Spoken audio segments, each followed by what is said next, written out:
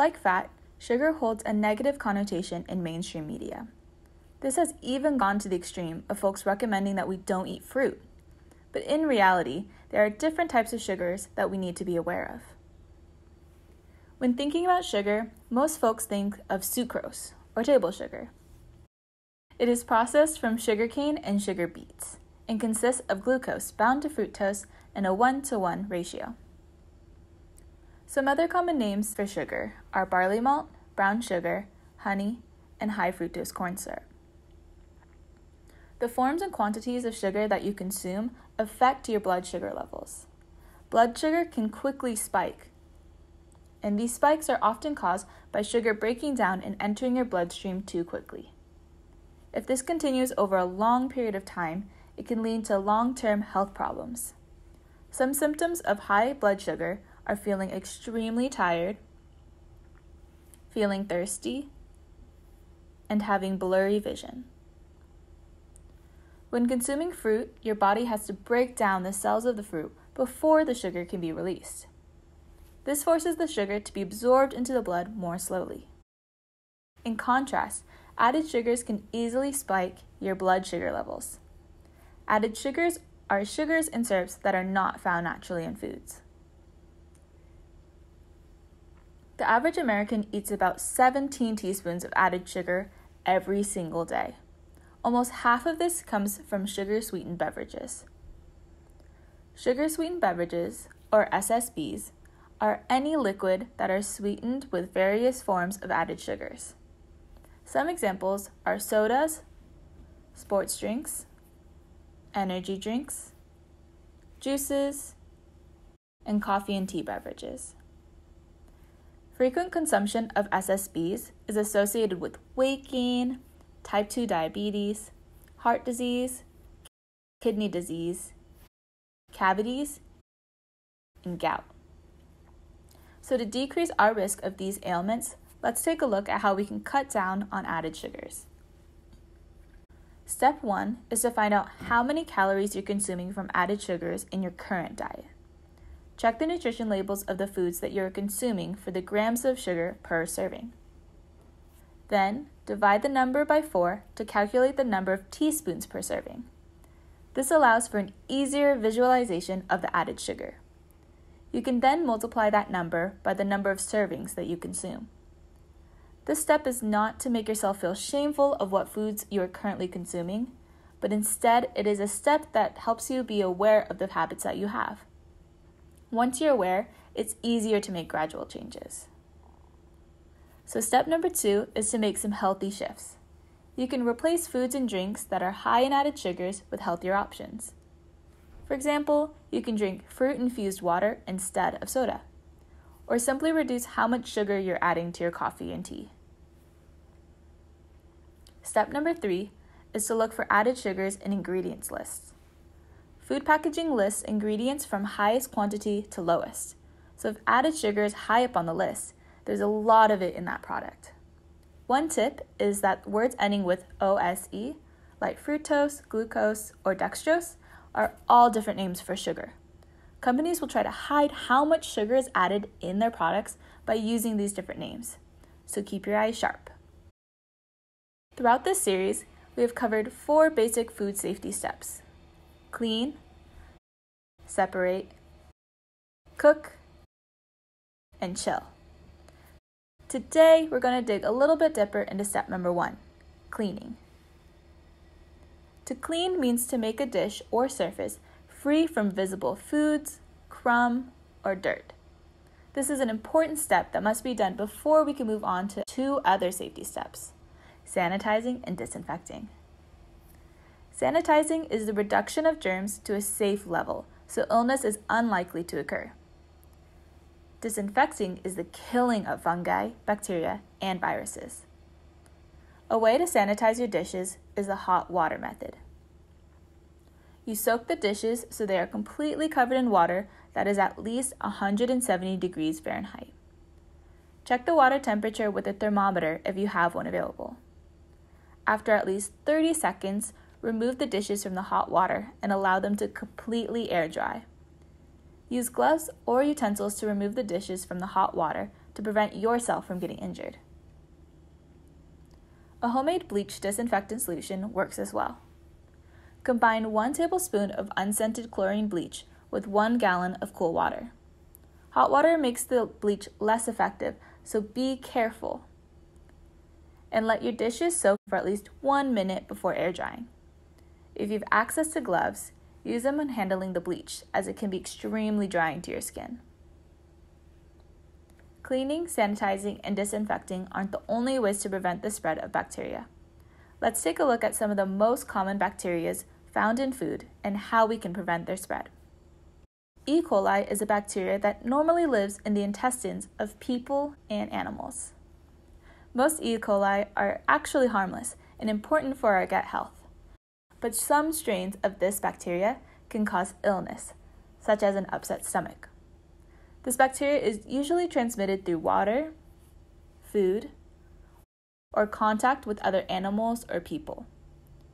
But folks need to specifically be cautious with ground beef, raw milk, and meats.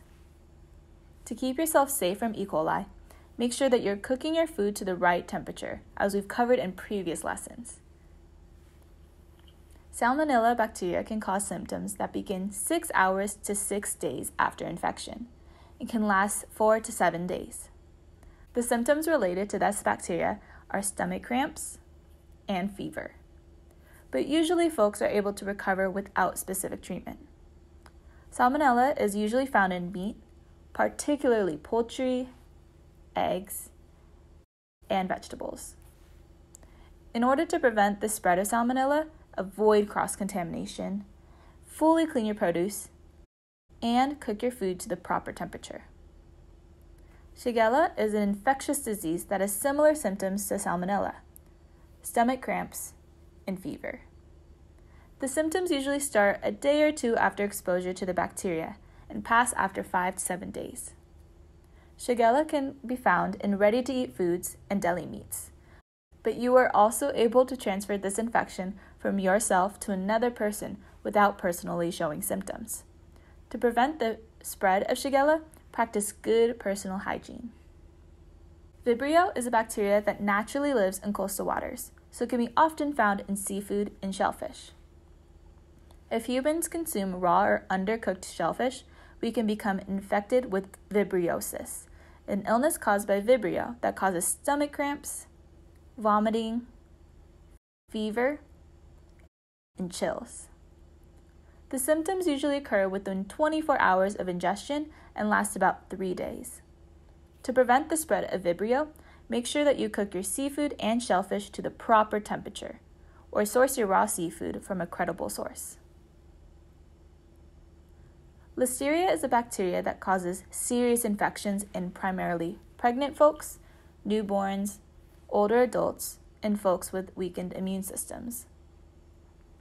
There are a variety of symptoms that may appear, and they can include fever, muscle aches, loss of balance, or even miscarriages. Listeria can be found in deli meat, smoked fish, hot dogs, pâté, deli-prepared salads, and unpasteurized dairy, including soft cheeses. To protect yourself from Listeria, refrigerate these foods at the proper temperature. Botulism is a rare but serious illness that is caused by a toxin that can attack the body's nerves. It is most associated with the consumption of honey, especially with newborns younger than 12 months old. The symptoms usually start with weaknesses of the muscle in your head and may spread to the rest of your body. You can prevent botulism by refrigerating any canned or pickled foods after you've opened them, and not feeding honey to newborns before they are 12 months old. Lastly, Norovirus is a bacteria that is found in human feces or vomit. It is often spread due to a lack of personal hygiene when preparing food. Symptoms include vomiting, stomach pain, and headaches. These symptoms usually develop 12 to 48 hours after being exposed to norovirus and can last 1 to 3 days. To best protect yourself and others from norovirus, practice good personal hygiene. Thoroughly wash your hands and produce. Don't prepare food for others when you are sick. Clean and disinfect surfaces in the bathroom. And wash your laundry thoroughly after you are sick. Now, let's follow along with the Philippines movement video created by Sarang. Hi, I'm Sarang. I'm a current UCLA student involved with the Samahang Filipino Cultural Night. I'm also an intern for the Asian Pacific Islander Forward movement, specifically with the HEAL project. Today, I'll be teaching you about Kadal Taho. Kadal Taho is a dance that comes from the Teboli people, which are an indigenous tribe in Mindanao. Kadal Taho tells the story of a flock of birds that go out to find food. In the middle of the dance, one of the birds gets separated and she also gets injured. And so through the progression of the dance, the flock comes back together, and as a community, they heal her and return home safely. Something to keep in mind about this dance is that since we're going to be mimicking the movements of birds, there's some slight jumping. So if you have any knee injuries or ankle injuries, please be careful, and you can take out the actual jumping and kind of replace it with some soft bouncing if that is more comfortable for you. For all three sequences that I'm going to show you today, the leg movements are pretty similar. So we're going to start off by learning the exact movement for the first two sequences. I'm going to start by planting both feet on the ground, bending my knees, and I'm also raising my heels up off of the ground just slightly. This puts less stress on your joints when you're bouncing and also when you're jumping. So now that we have the form down, we're going to add in actual jumping, so my feet are going to be leaving the ground, as you can see here. From the side, you can see that my heels are lifted off of the ground and my knees stay bent. Keep that in mind when you practice this.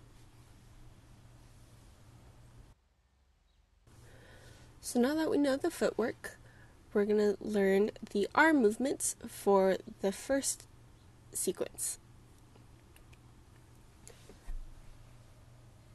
You'll see here that my hands are kind of making a mountain shape in front of my body, so going from my hip to my chest to my other hip, and I'm leading with my wrists. Something to take note of is that my upper arms are straight next to my body, and I'm bending only at my wrists and my elbows. So you can see what that looks like here.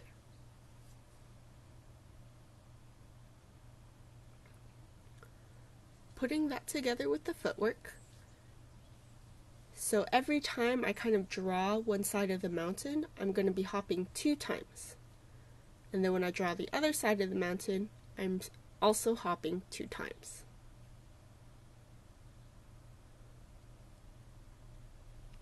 This is what the hopping motion looks like when I do it.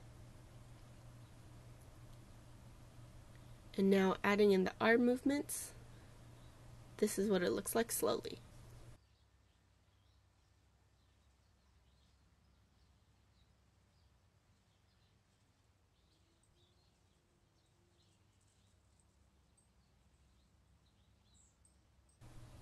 Now we're going to speed the whole sequence up a little bit. Up, down, up, down, up, down, up, down, up, down, up, down, up, down, up, down. Great job! For this next movement sequence, the leg work is going to be the same as the first sequence, but the arm motions are different. So instead of both arms moving together along the same pathway at the same time, my arms are following the same pathway but with different timing. So this is what it looks like.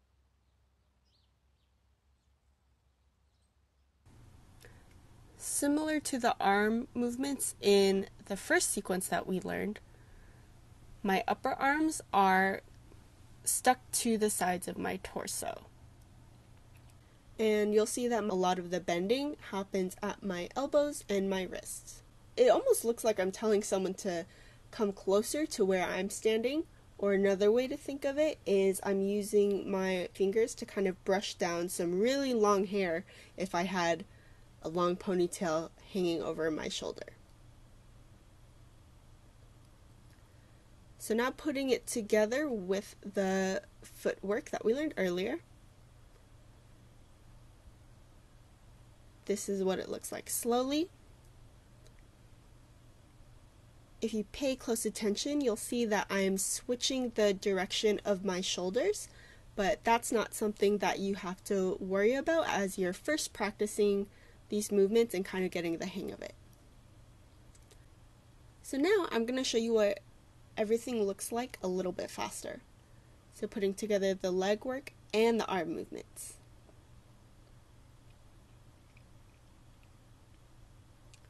Notice how my forearms and my hands are continuously moving, so they're not really staying in one place as I'm doing the step.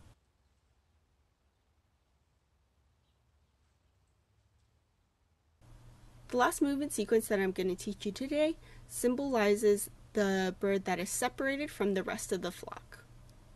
So starting off with our kind of foot stance, I have one leg extended while the other one is bent. And just focusing on the body movements. I'm still bouncing, but you'll notice here that the timing is different than the bouncing that we did in the first and second sequences. Now adding on the arm movements, same as before, my upper arms are going to be tight against the side of my body. And I'm bending at my elbows and my wrists. My hands are swatting down every time I bounce. This is the timing.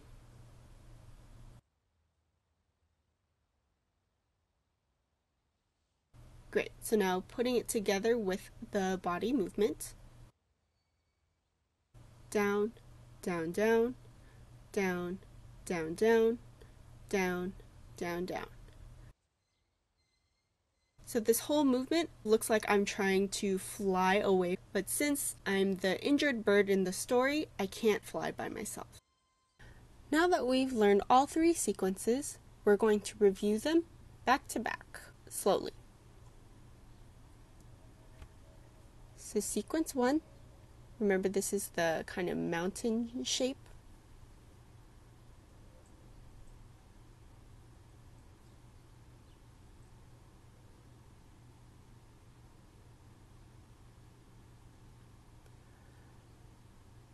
Movement sequence 2, where our arms are brushing our imaginary hair.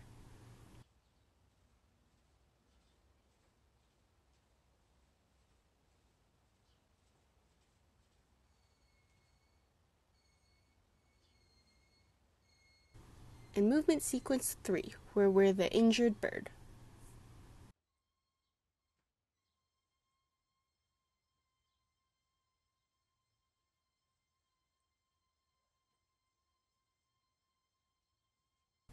Great job!